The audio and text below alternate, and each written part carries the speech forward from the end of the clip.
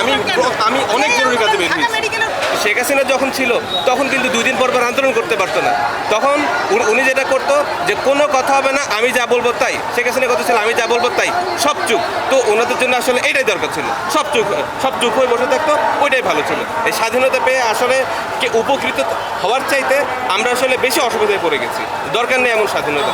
ওনাকে আপনি মনে বলছে আমার রুগী আছে, ওনারা আমার ছাড়বে না ভাইয়া, তারপর ঠিক আছে ওনারা বলছে ঘুরে দেন আপনি। আপনি ওনাদেরকে বলেন না যে ঢাকা মেডিকেলের রোগী আছে? বলছে আমি বলছি ওনারা ছাড়তেছে না, বলছে না হলে আমি কইছি ভাই এনতে আপনার দেন আমি কোন দিক যাই আপনারা দেখেন আমি গাড়িটা কোন দিক যাই, ওরা তো আপনারা বুঝবেন নাকি ওদিকে এইদিকে পাঠাইলো না, রুগী তো আসতে পারতেছে না ভাই, আমি কেমনি নিব রুগী তো স্টকে রুগী আসতে পারতেছে না ভাই, আমি যাবো কোন দিক যাবো গাড়িতে?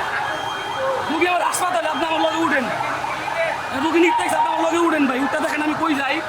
আমরা ক্যাম্পাসে যাবো, আমরা ইউনিভার্সিটি ক্যাম্পাসে বলবো আমরা।